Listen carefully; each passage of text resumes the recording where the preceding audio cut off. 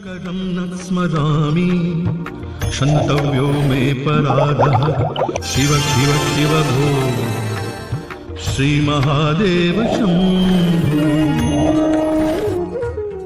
ज्योतिष में आस्था और विश्वास रखने वाले सभी दर्शकों को प्यार भरा नमस्कार। मेरे इस YouTube चैनल ज्योतिष अथय ज्ञान सागर को सब्सक्राइब करें और साथ ही साथ बेल आइकॉन के बटन को प्रेस करें ताकि सभी नोटिफिकेशन आपको मिलती रहें। वीडियो में दी गई जानकारी अगर आपको महत्वपूर्ण और ज्ञानवर्धक लगती है तो इसको शेयर और लाइक करना ना भूलें ताकि आपका प्यार और सपोर्ट इसी तरह से मुझे मिलता रहे। अभी तक अपने 4-5 वीडियो में गुरु ने जो राशि परिवर्तन किया है, शनि की राशि मकर में उन्होंने परिवर्तन किया है, उसका क्या शुभ या अशुभ फल होता है मिथुन राशि तक के जातकों को बता चुकी हूँ। आज मैं कर्क राशि के जातकों को बताने वाली हूँ कि गुरु का परिवर्तन आप लोगों के लिए कैसा रहने वाला है। तो मैं डिम्पल चांडिल्या ज्योतिष अथय ज्ञान सागर के माध्यम से अपने सभी नए पुराने दर्शकों का हार्दिक स्वागत करती हूँ। नमस्कार। और ये जो मैं आपको बताऊंगी 3 तरीक़ों से बताऊंगी। जो लोग लगन के माध्यम से देखते हैं उनके लिए 20%, जो लोग राशि के आधार पर देख रहे हैं उनके लिए 80% और जो लोग नक्षत्र के आधार पर देखते हैं क्योंकि नक्षत्र इसमें बहुत महत्वपूर्ण है उनके लिए 100% का ये काम करने वाला है। तो अब मैं शुरू करती हूँ और जिस तरह से मैंने बताया है पहले के वीडियो में आप उसी तरह से इनकी जांच अवश्य कीजिए। अगर 4 नंबर में आपका चंद्रमा है तो आप समझ लीजिए कि आप कर्क राशि के जातक हैं। कर्क राशि के जातक जो होते हैं ये जल तत्व की राशि होती है और कर्क का मतलब जो होता है केकड़ा, क्रैब। तो आप सोच सकते हैं जो क्योंकि जो क्रैब है, ये जो केकड़ा है वो जल में रहने वाला है। तो ऐसे लोगों को अगर चंद्रमा शुभ स्थिति में नहीं हो तो जल से संबंधित हमेशा उनको प्रॉब्लम होती रहती है। अगर इनका चंद्रमा शुभ जगह पे नहीं हो तो हमेशा सर्दी, जुकाम, कफ, कोल्ड हमेशा बना ही रहता है। कर्क राशि में चंद्रमा की ये अपनी राशि होती है और चंद्रमा को एक ही राशि प्रदान की गई है। तो उस हिसाब से अगर आप देखेंगे तो कर्क राशि वालों के लिए जो शनि है और गुरु है जो वो है सप्तम भाव में आकर के बैठे हुए हैं। सप्तम भाव जो आपकी पत्नी का भाव होता है, सप्तम भाव मृत्यु का भाव भी होता है, आपके पार्टनर का भाव होता है, आपके व्यवसाय, व्यापार, पार्टनरशिप जो भी आप करना चाहते हैं वो सब सप्तम भाव से ही देखा जाता है। तो क्योंकि शनि यहाँ पे जो थे जनवरी में आ चुके थे तो जनवरी से अब तक का शनि का प्रभाव आप देख चुकी हैं। जिन लोगों ने अभी तक शनि के प्रभाव के बारे में अगर जिन्होंने नहीं देखा है मैं ऑलरेडी इनके ऊपर वीडियो बना चुकी हूँ जनवरी के समय में। तो डिस्क्रिप्शन बॉक्स में आपको लिंक मिल जाएगा। आप वहाँ पर शनि का नक्षत्र के आधार पर और राशि और लगन के आधार पर अपना शुभ या अशुभ फल जान सकते हैं। तो शनि और गुरु की शनि अगर यहाँ पर अकेले होते हैं तो हमेशा शनि जो है एक विच्छेदात्मक ग्रह है, दुख का कारक है। तो कहीं ना कहीं आपके पारिवारिक जीवन में अभी तक जितने भी मनमुटाव चल रहे थे, परेशानियाँ चल रही थी या आपके पार्टनरशिप में जिनके साथ आपने व्यवसाय किया हुआ है उनके साथ भी आपकी अनबन हो रही थी। और जो लोग विवाह के लिए इतने ज़्यादा तत्पर हैं, काफ़ी समय से अपने लिए लड़का जो है वधू की तलाश में है और वधू वर की तलाश में है, तो जो भी अभी तक उनको परेशानियां हो रही थी अब क्योंकि यहाँ पर गुरु ने अपना प्रवेश कर लिया है और गुरु सब नवग्रहों में सबसे अधिक शुभ ग्रहों में से माने जाते हैं। जो शुभ ग्रह हैं वो मात्र 3 हैं, उनमें से गुरु ग्रह भी एक ग्रह है। तो जो गुरु ग्रह के यहाँ पर आने के कारण तो जितने भी कर्क राशि के जातक हैं जिनका अभी तक जो है विवाह नहीं हुआ है तो यकीन मानिए अब आपको एक अच्छी कन्या मिल जाएगी। जिन कन्याओं का विवाह नहीं हुआ है उनके लिए एक अच्छा वर अवश्य मिल जाएगा और इसी साल के अंदर कर्क राशि वाले जातकों की जो है विवाह शहनाइयाँ भी गूंज जाएंगी। लेकिन जो लोग पार्टनरशिप से परेशान थे या पार्टनर के साथ परेशान थे या व्यवसाय को लेकर के परेशान थे उन लोगों के लिए भी अब अच्छी खबर है क्योंकि अब धीरे धीरे जो भी पार्टनर के साथ आपका मतभेद वगैरह चल रहा था वो कहीं ना कहीं समाप्त होने की कगार पर आ जाएगा। जो भी गलतफहमियां अभी तक आपके मन में पड़ी हुई थी वो भी अब धीरे धीरे शांत हो जाएंगी। हस्बैंड वाइफ के रिलेशन जो अभी तक जिनमें खटास आ चुकी थी और यहाँ तक अगर आप आप कोर्ट कचहरी के चक्रों तक भी पहुँच चुके थे तो यकीन मानिए अब गुरु यहाँ पर आकर के धीरे धीरे आपके मन के अंदर पति के मन में पत्नी के प्रति और पत्नी के मन में पति के प्रति जो है एक स्नेह की भावना उत्पन्न करेगा। और जो भी पारिवारिक जीवन में आपकी जो खटास चल रही थी, प्रॉब्लम चल रही थी, अब कहीं ना कहीं ये सब चीज़ें भी समाप्त हो जाएंगी। तो गुरु यहाँ पर आने के कारण क्योंकि अधिक शुभ हो गए हैं और ऊपर से क्योंकि ये उनका नीच भंग राजयोग हो गया है तो नीच भंग राजयोग जो है अन्य राजयोगों से अत्यधिक शुभ माना जाता है। तो यहाँ पे शनि और गुरु की युक्ति भी अब अपना क्योंकि जब भी कोई अच्छा ग्रह जो है अगर क्रूर ग्रह के पास जाता है तो क्रूर ग्रह को वो शांत करने की कोशिश करता है, उसमें शुभता लाने की कोशिश करता है। तो कहीं ना कहीं गुरु के यहाँ पर पद अर्पण से शनि के घर में जो है शुभता भी आ गई है और शनि और गुरु अब आपकी ज़िंदगी में जो भी परेशानी थी भी इनको समाप्त करने की कोशिश करेंगे।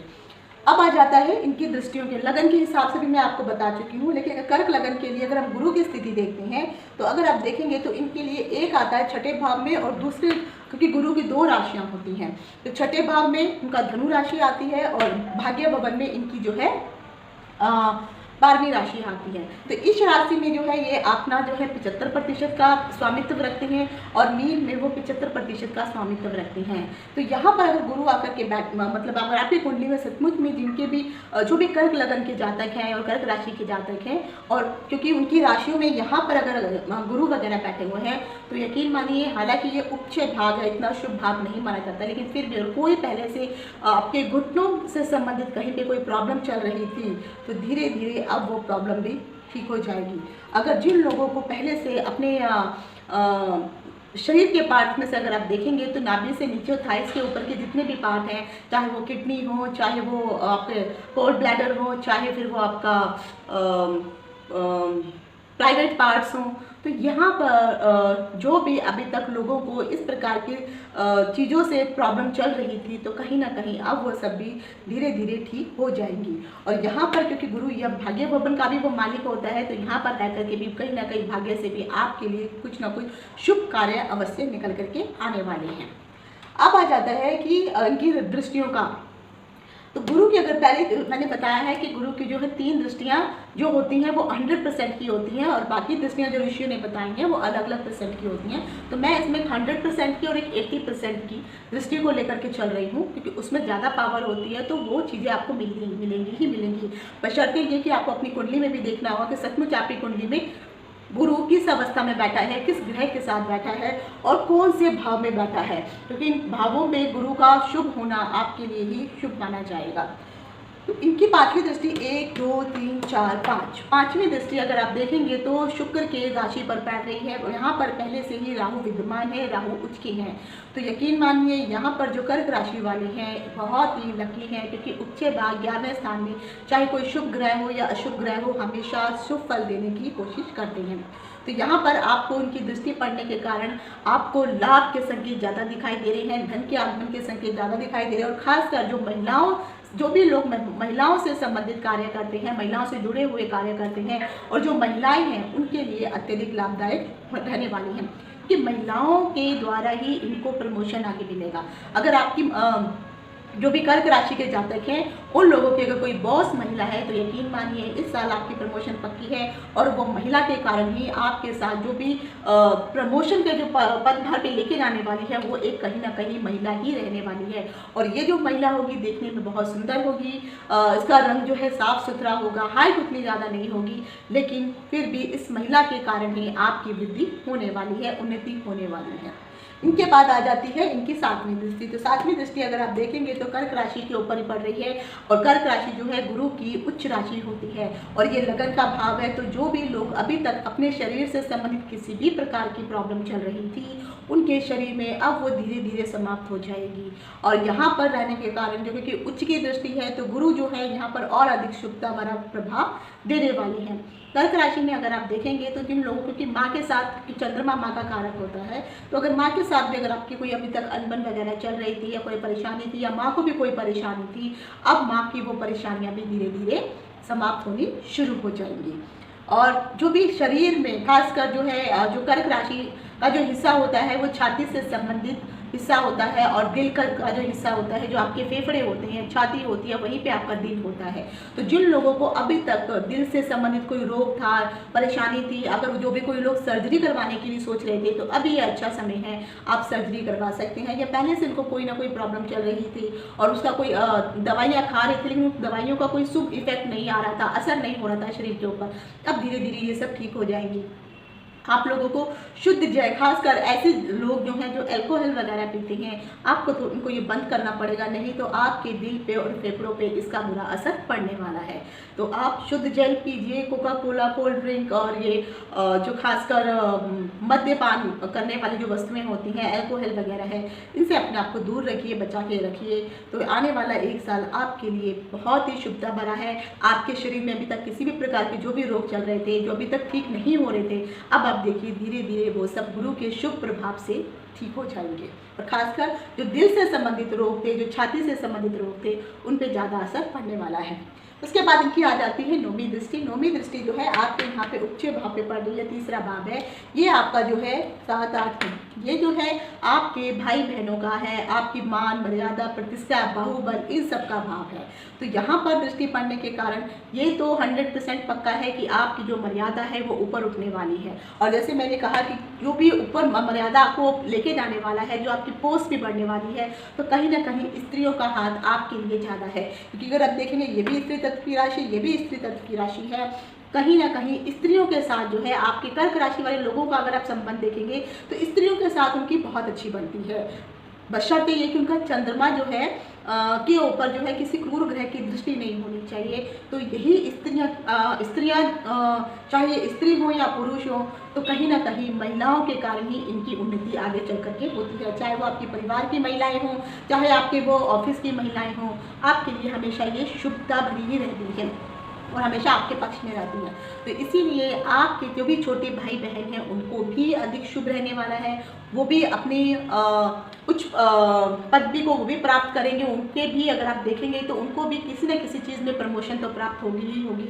और साथ में आपको भी प्रमोशन के जो है हमेशा ये साल में जो है बहुत अच्छे चांस दिखाई दे रहे हैं। अब जैसे मैंने कहा एक उनकी दृष्टि होती है चौथी और आठवीं दृष्टि, और चौथी और आठवीं दृष्टि में जो है 80% का 75% का बल होता है। ये भी बहुत कारगर दृष्टि होती है और इससे भी आपको फल मिलता ही है। तो गुरु की अगर देखेंगे तो 1, 2, 3, 4 चौथी दृष्टि जो है मेष राशि के ऊपर पड़ रही है और मेष राशि जो है मंगल की राशि है और ये आपके कार्यस्थल पर बैठी हुई है। तो जो भी कर्क राशि वाले अभी तक जितने भी लोग थे जिनको नौकरियों से संबंधित कुछ भी प्रॉब्लम हो रही थी, या जिनकी लॉकडाउन के थ्रू या कोरोना के आने के बाद जो नौकरियां छूट गई थी, या जो नौकरियां कर रहे थे लेकिन वहां पर बहुत ही अधिक परेशानियां चल रही थी, अब यकीन मानिए धीरे धीरे करके आपकी ये परेशानियां भी दूर हो जाएंगी। जिनके पास नौकरियां नहीं है अब कहीं ना कहीं से उनको जो है खुशखबरी मिलेगी, उनको नौकरियां भी मिलेंगी और अच्छी सैलरी वाली नौकरी भी उनको प्राप्त होगी। यहाँ पर एक चीज़ ये देखने वाली है क्योंकि मंगल जो है जमीन भूमि जायदाद का मालिक होता है। तो जो लोग रियल एस्टेट में काम कर रहे हैं, बिल्डिंग बनाने का काम कर रहे हैं या बिल्डिंग मटेरियल बेचने का काम कर रहे हैं, उनका जो बिजनेस था अभी तक जो था ठप हो चुका था या बहुत कम हो चुका था, या जो प्रॉपर्टी डीलर का काम कर रहे हैं, अब उन लोगों का भी समय जो है अच्छा होने वाला है। उन लोगों को बहुत अधिक इसका जो है शुभ फल मिलेगा। जो लोग ईंट वगैरह बनाने का, क्योंकि मेष राशि अग्नि तत्व की राशि है, तो जो लोग ईंट वगैरह बनाने का काम कर रहे थे, भट्टी से संबंधित जो कोई काम कर रहे थे या अग्नि से संबंधित जो कोई भी लोग काम कर रहे थे, उन लोगों को भी बहुत ही अधिक शुभ फायदा गुरु के परिवर्तन से कर्क राशि वालों को होने वाला है। उसके बाद जैसे मैंने कहा आठवीं दृष्टि, तो 4, 5, 6, 7, 8 आठवीं दृष्टि आपकी सिंह राशि के ऊपर द्वितीय भवन में पड़ रही है और द्वितीय भवन खुद धन का भाव होता है। हालांकि ये सिंह राशि जब भी यहाँ पर आती है तो कर्क राशि वाले लोगों का जो है, जिनका कर्क लगन भी है और कर्क राशि भी है, तो ऐसे अगर आप देखेंगे तो ऐसे लोगों की जो वाणी का जो बोलने का तरीका होता है बहुत कर्कश होता है। उनके वाणी में मिठास नहीं होती है, वो हमेशा उखड़े उखड़े तरीके से बात करते हैं कि सामने वाला अगर आपसे प्यार से भी बात कर रहा है तो आप इस हिसाब से जवाब देंगे कि सामने वाले को या किसी को भी वो बात पसंद नहीं आएगी। क्यों? क्योंकि उनके अंदर एक अकड़ रहती है। और सिंह राशि है क्योंकि वो सूर्य है, सूर्य अग्नि तत्व का कारक है, तो कहीं ना कहीं उनकी जो वाणी में है वो गर्मी बहुत अधिक होती है, गुस्सा बहुत अधिक होता है, तो उनकी वाणी में मिठास कम होती है। तो अब यहाँ पर गुरु की शुभ दृष्टि पड़ने के कारण कहीं ना कहीं एक तो जो धन संबंधित अभी तक आपके जीवन में कुछ भी प्रॉब्लम चल रही थी, यकीन मानिए धीरे धीरे अब वो जो प्रॉब्लम्स है सिमटने वाली हैं, खत्म होने वाली हैं। और धन से साथ ही साथ आपकी वाणी में जो अभी तक कर्कशता थी, जो मीठी बोली नहीं आप बोल रहे थे, या दुनिया या आपके परिवार के लोग आपकी वाणी से जो भी परेशान थे, अब धीरे धीरे आपकी वाणी में भी कहीं ना कहीं जो है माधुर्य आएगा। जो बच्चे अभी तक पढ़ाई कर रहे हैं, तो पहले जिन लोगों का बच्चों का मन पढ़ाई में नहीं लग रहा था, अब धीरे धीरे उन बच्चों का मन भी पढ़ाई में लगेगा। और वो क्योंकि ये जो द्वितीय भाव होता है ये आपके स्कूल की शिक्षा से संबंधित होता है, तो छोटे बच्चों का भी अब शुभ समय है। उनका पढ़ाई में अभी तक जो मन नहीं लग रहा था, अब कहीं ना कहीं वो भी पढ़ाई में अच्छे से ध्यान देने लगेंगे। तो अभी तक मैंने आपको चंद्रमा के आधार पर और लगन के आधार पर यह जानकारी दी है कि गुरु का राशि परिवर्तन आपके लिए कैसे रहने वाला है। अब मैं आपको नक्षत्र के आधार पर समझाने वाली हूँ कि आखिर आपके लिए परिवर्तन कैसा है। तो जो लोग कर्क राशि के अंतर्गत जो हैं पुनर्वसु नक्षत्र में पैदा हुए हैं। कर्क राशि के अंदर 3 नक्षत्रों का समावेश होता है, जिसमें से पुनर्वसु जिसका 1 चरण और पुष्य नक्षत्र जिसके 4 चरण, अश्लेषा नक्षत्र जिसके भी 4 चरण, ये 9 चरण मिलकर के एक कर्क राशि का निर्माण करते हैं। तो कर्क राशि में जिन लोगों का पुनर्वसु नक्षत्र में जन्म हुआ है, पुनर्वसु के नक्षत्र के स्वामी जो है गुरु होते हैं। तो क्योंकि गुरु अभी उत्तराषाढ़ नक्षत्र में गए हैं, तो उत्तराषाढ़ नक्षत्र में ये अगले 4 से 5 महीने तक रहने वाले हैं। तो आपके लिए जो भी मैंने अभी तक जो गुरु का लगन के हिसाब से और चंद्रमा के हिसाब से जो फल बताया है, अब नक्षत्र के हिसाब से आपको जो ये फल कितना सक्सेस होने वाला है उसकी जानकारी मैं दे रही हूँ। तो गुरु के नक्षत्र पुनर्वसु में कर्क राशि के जिन भी जातकों का जन्म हुआ है उन लोगों के लिए, जैसे मैंने कहा है कि ये अगर नक्षत्र के स्थान पर देखते हैं तो आपके लिए जो है ये साधक तारा में आता है, और साधक तारा का अर्थ होता है सफलता, सक्सेस। किसी भी चीज़ में जब भी आप काम करेंगे वहाँ पर आपको गुरु अच्छा ही सहयोग देंगे। जिन लोगों को अभी तक नौकरियाँ नहीं मिल रही थी उनको अच्छी नौकरी मिलेगी।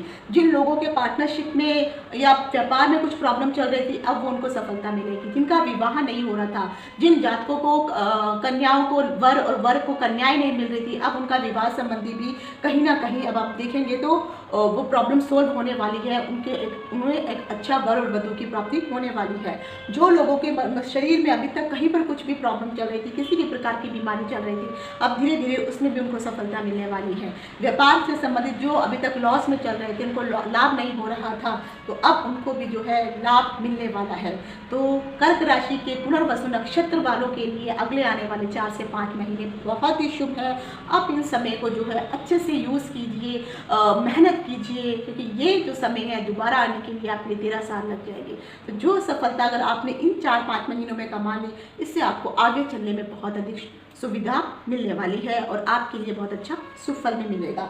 अब आ जाता है कि जो लोग शनि के नक्षत्र पुष्य में पैदा हुए हैं, कर्क राशि पुष्य नक्षत्र, इसके 4 चरण यहाँ पर रहते हैं, उन लोगों के लिए ये जो आने वाले अगले 4 से 5 महीने हैं, जो भी मैंने आपको बताया है, ये तो आपको उतना अधिक शुभ नहीं मिलेगा, लेकिन हाँ आपको इसमें बहुत अधिक झंझट, क्योंकि नक्षत्र के सिद्धांत पे अगर आप देखेंगे तो आपके लिए पत्यारी तारा पड़ता है, और पत्यारी तारा का मतलब होता है झंझट, लड़ाई झगड़ा, परेशानी। तो जो लोग भी पुष्य नक्षत्र में, शनि के नक्षत्र में पैदा हुए हैं, उन लोगों के लिए ये जो आने वाले 4 से 5 महीने हैं शुभ नहीं है। आप अनायास किसी न किसी प्रकार के झगड़ों में फंस जाएंगे, चाहे वो अपने हस्बैंड वाइफ को संबंधित कोई झगड़ा हो, आपके पार्टनर को व्यवसाय को लेकर के कोई झगड़ा हो, या फिर आपको जो है नौकरी को लेकर के भी कोई चाहे झगड़ा क्यों ना हो। तो आप बैल मुझे मार वाली नीति आपको नहीं अपनानी है।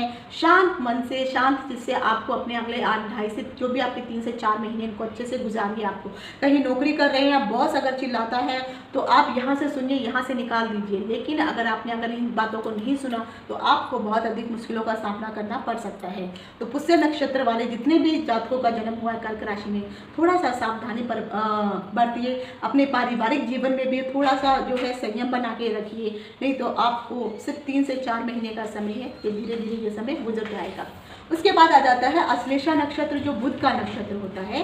जिनका भी कर्क राशि के अश्लेषा नक्षत्र में जन्म हुआ है उन लोगों के लिए भी यह गुरु का राशि परिवर्तन उत्तराषाढ़ नक्षत्र में 6वां तारा में पड़ रहा है, अर्थात आपके लिए कल्याणकारी है।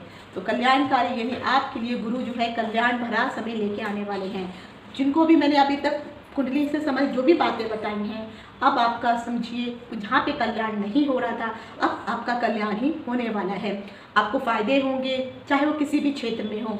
पार्टनर से प्रॉब्लम थी, सब ठीक हो जाएगा। नौकरी से संबंधित थी, प्रॉब्लम ठीक हो जाएगी। लाभ नहीं मिल रहा था या शरीर में कहीं पे कोई रोग वगैरह थे, धीरे धीरे अब ये सब चीज़ें भी समाप्त हो जाएंगी।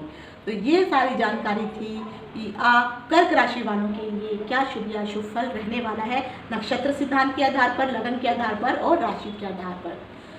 आशा करती हूँ कि आपको ये जानकारी पसंद आई होगी। आज यही तक, इति शुभम, नमस्कार।